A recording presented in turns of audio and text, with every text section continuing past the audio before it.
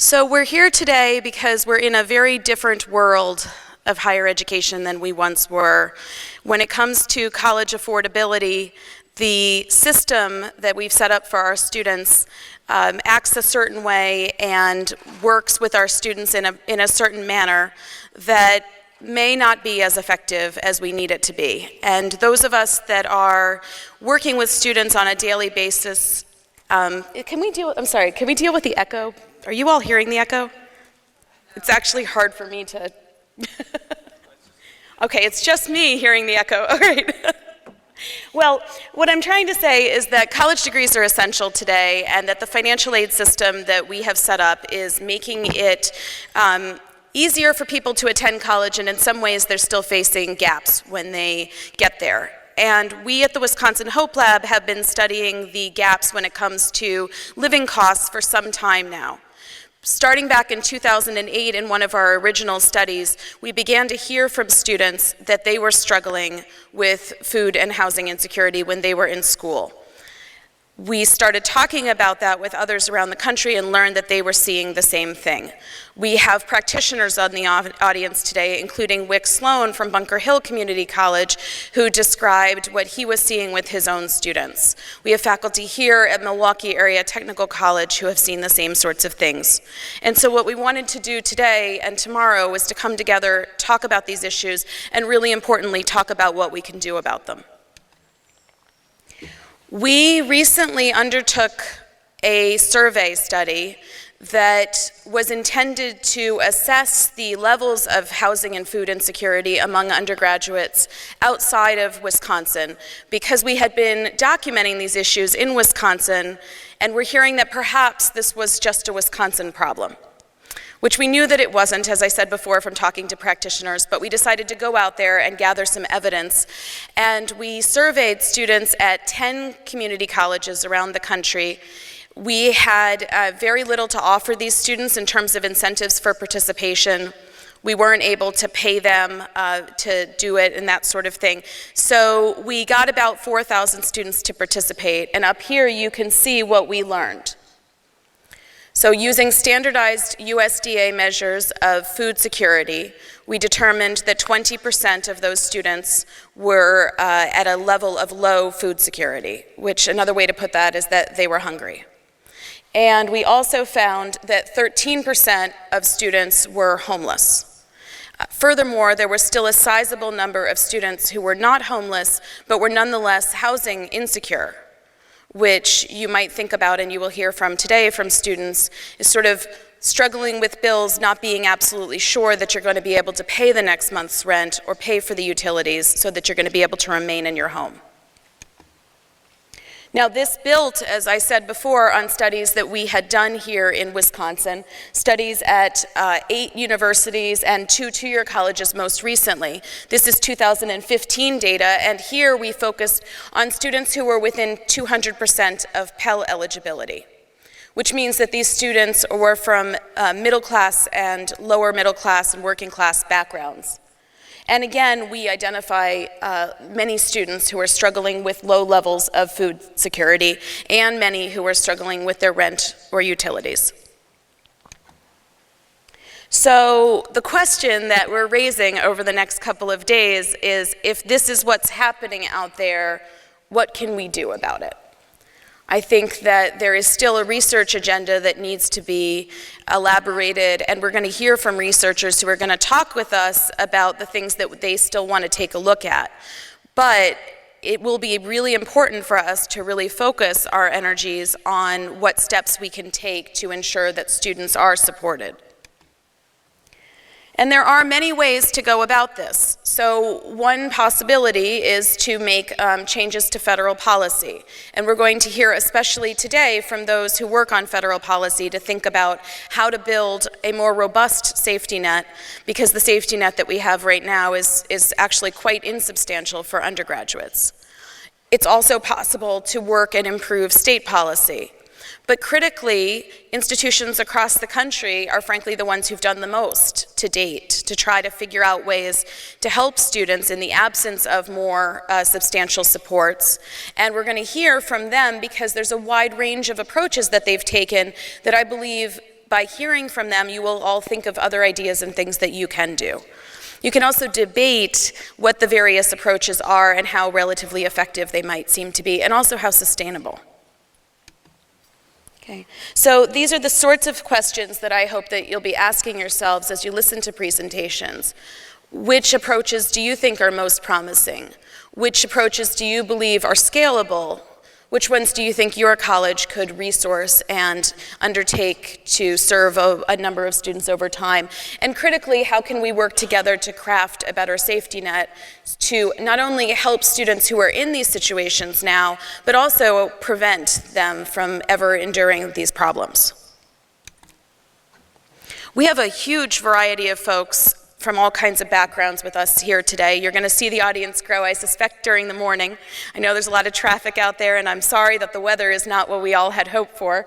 But I do welcome all of you, especially the students and the faculty and staff who've come from around the country to be together with philanthropists and policymakers and state officials and all kinds of folks who are doing the work on the ground.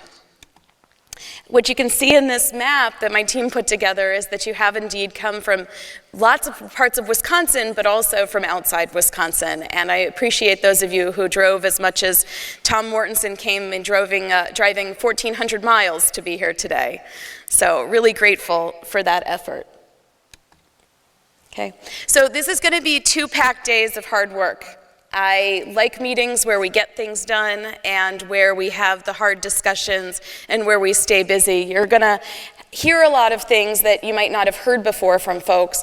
It's going to raise questions for you, and we've intentionally built in places and spaces for you to have conversations with others. Just as an example, this evening we'll be having a reception, but instead of just the usual meet and greet reception, you will be surrounded by folks who are sharing information on their programs at tables around the reception area so that you can have conversations with people to dig in deeper on some of the things that they'll be talking about today and tomorrow. We could not have pulled this off without a robust set of sponsors who've been really wonderful, and that starts with MATC. The fact that we're able to be here today and have this wonderful space for this meeting, especially to do so at a college that's working so hard to address the exact issues we're concerned about, is just a wonderful thing. We have had generous sponsorship from the William T. Grant Foundation, from Scholarship America, from Great Lakes, and from the Association for Community College Trustees, as well as wonderful support from Local 212. And in case you all have not met Allison Bowman yet, she's sitting there in the back. She has been really the spearheading person who's really led this effort from the Hope Lab side, and she's got a fabulous team of folks, and I hope that you will meet them today and tomorrow and be sure to connect, because they're very committed to this work, and it's what made it possible for my vision of this convening to actually happen. We only just decided to do this in January. So that's a very short timeline to pull something off like this, especially with folks from around the country, and it's their hard work that has made that happen. There are a few logistics. I want to make sure that you're aware, if you did drive here today, that you can pick up the flyer that will allow you to get reduced parking rate. Please do tap into the Wi-Fi and join us on Twitter. You can see that we're very committed to Twitter here. One of the reasons for that, and one of the reasons that we're using the Real College hashtag, is that there are people who, even though they wanted to be here, could not be here in person. This is their mechanism for joining us, is through Twitter and also through the website that we will be putting up a lot of information from this convening on, sharing videos and that sort of thing. So please do join in. These are the rooms that are available to you all. The bathrooms are just out the door and down the hallway, and there are people available to direct you to all of these places. This means you're going to get to see the campus a bit, so that's a nice thing. And the poster fair is tonight, and just a reminder that you have a name tag for a reason, and that you have tickets in that name tag that you'll be utilizing to get into the breakout sessions and the meals. Okay, so please do tweet and follow us. Next, I'd like to introduce Greg Lampe. Greg has served as the Provost and Vice Chancellor for Academic and Student Affairs for the University of Wisconsin Colleges since May 2009. He moved into administration in 2000 after serving 17 years as a faculty member in the UW College's Department of Communication and Theater Arts. In August 2013, he became an advisory member, board member for the Wisconsin Hope Lab, and in January of this year, he became the chair of our advisory board, and we're greatly in debt to Greg for that. Yes, of course.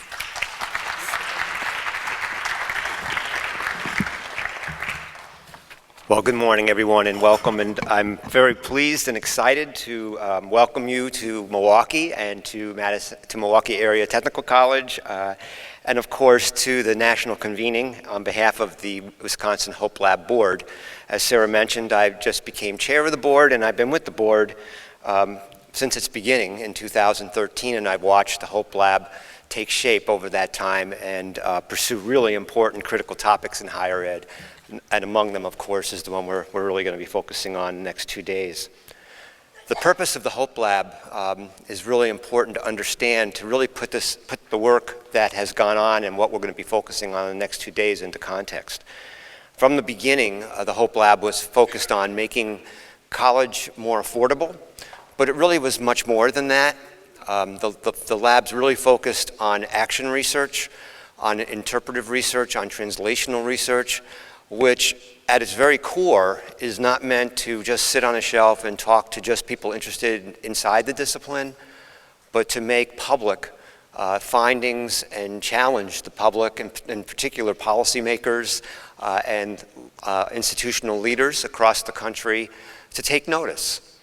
But it even goes beyond that, because inside of that action research, inside of that interpretive function that the researchers go after, there's also testing and evaluating results and possible solutions. And that's really a critical part of the work, in my opinion, because it's one thing to come up with a resolution to a particular issue, it's another to see if it's really working to improve the lives of students, particularly the lives of students who are low income, students of color, and people like me who came through a lower middle class family and is a first-generation college student, where there's very little net to catch you if you falter, and we all have to make choices, as you know, within the college framework. And if there's not a real good support network there, you're pretty much on your own. If there's anything that the research that Sara and her team has done on food and housing insecurity, one thing it's really taught us is that we have students in our institutions across the country, and particularly in two-year colleges, that are at risk. Even though they're admitted to college, and even though they receive Pell Grants and other forms of financial aid, they're still at risk, because every day they have to make critical choices about how to survive in a world that's not necessarily one that they're familiar with, but also making choices between, as we know, eating and paying rent and pursuing a college education. And so we know that if students don't have a safe place to live, if they don't have food, if they make choices to eat over paying their rent, or eat over trying to pay bills like electric bills and heating bills, those are tough choices. And again, we see this even in my institution in Wisconsin. The most important bottom line of this is that having to face these issues on a daily basis, in some cases, interrupts the learning process. And I was thinking about Maslow's hierarchy of needs, where we know that there's a hierarchy of needs that have to be satisfied as we move up and feel more safe and secure in an environment. At the very base of that are our needs for physical and physiological needs to be taken care of. So many of our students, as studies have shown that Sara and her team have published recently, as those studies have shown, these students don't necessarily have those needs met. So how can we expect those needs, when not met, how can we expect those students to really be able to function in our institutions in a high-level way? How can we expect them to learn? How can we expect them to purchase textbooks over purchasing food or purchasing housing? Those are pretty high bars. And so I'm really excited to welcome you. I'm really excited to be focusing on these important critical issues. I'm looking forward, as I know you are too, to learning more about some of the possible options out there for improving the lives of our students, helping them persist and of course get to the degree, which we know is high on the national agenda. And I know that I'm looking forward to talking with many of you and sharing in your stories and your experiences and learning more about what we can do to influence policymakers and higher ed institutions to really take this problem seriously and work to resolve it as soon as we can, so that all our students can be successful, persist, and get those degrees without suffering from food and housing insecurity. So thank you very much for being here, and again, welcome to Wisconsin. I hope the weather would be better, but we can't do everything. But again, thank you so much for being here, and I look forward to the conference. Thanks. And next, I'd like to introduce Dr. Vicki Martin. She's the 10th president of the Milwaukee Area Technical College. And I'm so pleased to say that in September of 2015, she introduced the MATC Promise, a program that will provide eligible students with tuition and fees and is funded entirely through private donations. She's one of the leaders of the M3 initiative that aligns Milwaukee Public Schools, MATC, and UW-Milwaukee, and strives for student success through kindergarten through college. Thank you.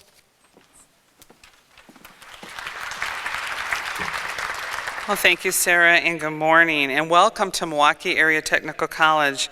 I see that we have our board chair in our audience today, Kurt Wachholz. Thank you for being here today and partaking in this really important event. We're really proud at MATC to be hosting this event, and I want to thank the Wisconsin Hope Lab and Sara, you in particular, for all your support and the hard work that you put into putting this kind of event together so that we can all come together and really commit and recommit to this effort.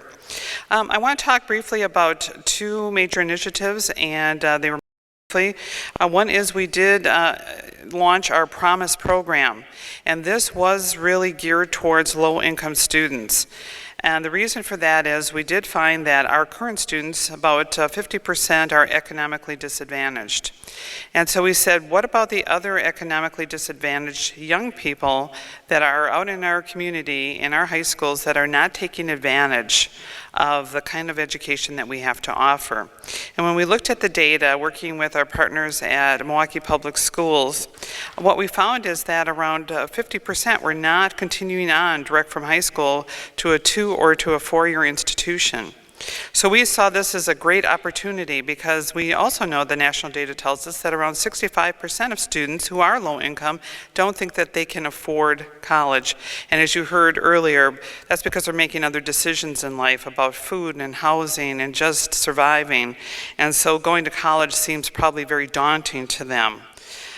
So we said, well, you know, this is a time when the jobs, and you hear about the skills gap, this is a time when our community and our region and our state and this country needs every single student who is eligible to really pursue higher education. So we had to find a way to reach out and attract those students who didn't think that college was affordable to them. And so what we did is we launched quite a big program with all of our superintendents. MATC is kind of an interesting district in that we have two major counties. We have Ozaukee County, which is the wealthiest in the state, and we have Milwaukee County, which is one of the poorest in the state. So it was interesting to look at that dynamic as we looked at all the eligible high school students who are on free and reduced lunch, and the pool was around 7,000 students. We were lucky to attract 3,000 of those who applied for our Promise program. And just the work of, I have to tell you, the principals and the counselors and the superintendents who, along with our staff, just really reached out to every single student. We had another deadline, though, of the FAFSA, the financial aid piece, which we knew from national data would be a daunting task to get first-generation parents to understand the importance of completing that form so that their child would have an opportunity to go to college. And we tried to reach out, we tried to explain. I can't tell you the efforts the school system put in. We then were able to reach about half of that group, so about 1,600 were able to complete the FAFSA form on time with their parents' support. It was really a great time for us to really reach out to our community. We had our mayor step up and make an announcement. But more important than that, I think the whole community now has realized and is going to come together to say, we've got to make sure that all students have an opportunity to go to college, and we're going to try to help them complete the FAFSA form. Well, as we know, that form has changed a little bit, and so hopefully it will be easier this time around. We just had our first orientation with the parents, and I want to tell you, this last Saturday, parents who came were so proud of the opportunity being presented to their child. And many of them as well asked, well, can I come back to college? And so we helped them with that as well. We want to really thank all our donors who helped make this possible. It was a private relationship in terms of reaching out. We did not have funding for it. And so we're at about 90% of our goal. We just have a few more 100,000 to reach, and we will have reached our $1 million goal for that. Yes, thank you. And now we want to do an endowment because we want this to go on for a very long time. We want folks in elementary, young people in middle school to realize, to have the expectation that college is affordable and ready and waiting for me. I just have to work hard and apply myself, and I can go to college. We had another event that occurred this past February. For the first time in our college history, we closed the college at all our campuses so that all employees could come together. And our theme of the day was serving our students beyond the classroom. And that's where we talked about food and housing insecurity and what our students were facing. And we did have a number of our students who shared their really heroic stories of how, in spite of all of this, of being homeless, of being hungry, that they managed to find a way to complete. It wasn't easy. Many times they had to stop out, or as they called it, they were couch surfing. But what we did is we wanted to come together, and we put together 2,400 emergency food kits that were distributed in our community. And I have to tell you that our Student Senate as well was inspired to start a food pantry for our students at the Milwaukee campus, and now they're going to reach out to the other 3 campuses as well in this fall semester. So I really want to applaud all of our employees who recognize and now understand. Many of them did. We had a lot of anecdotal information, but I think to see it all together, and we had someone from the Hope Lab present and from our Hunger Task Force, I think hearing and putting a spotlight on it, I think has raised great awareness for all of our staff to make sure that students are successful and just to recognize what they're facing every day. I made a vow that day that no student would go hungry if they're a student here at MATC, and we're going to continue to make sure that we put some efforts together and continue to focus on wraparound services that ensure that our students are not going hungry. And we're also working on the housing issue as well with our housing authority as well as some other developers. We know that removing these barriers really does make a difference. We had 2 examples. One is a young man who was a liberal arts student of ours. He also held a part-time job. Of course, he got behind, couldn't pay his rent, couldn't pay his phone bill. He was ready to be cut off. And that's important because at the same time he's trying to find a job, so he's waiting for calls back from the employer. And through a grant from our foundation, our Student Access Fund, for emergencies such as this, we were able to pay his cell phone bill so he wasn't cut off from service. And it's also, as you know, it's a lifeline to the outside world as well. When he met with our foundation staff, he was also encouraged to apply for the Dream Keepers funds that are available through the Great Lakes Higher Education. And thanks to Dream Keepers, our student was also able to pay for rent and utilities. And I have to tell you, I had another student who came to my office to thank me, and it's so unusual for a student to come and thank me. Usually they're coming to complain about something. So I did meet with him, and he said the Dream Keepers Award and our foundation made the difference in him finishing up the semester. And he broke down and he said, "No one understands the relief I really feel. I really thought it was hopeless. I didn't think there was anywhere to turn. And after I did all this," he said, he called his mother, and his mother said, "I'm so proud of you." It was the first time he had ever heard that. And he had been kicked out of his home because he had not been following through and doing all the things that his mother had expected him. And now they have repaired the relationship, and he is on his way to getting a much better life and much better career. Poverty, homelessness, and hunger can have a sobering, staggering, and long-lasting effect on our students, as we have seen. And I appreciate the topics that are going to be talked about today, and thanks for everyone who came here and for your commitment, and especially to the Wisconsin Hope Lab. Thank you so much.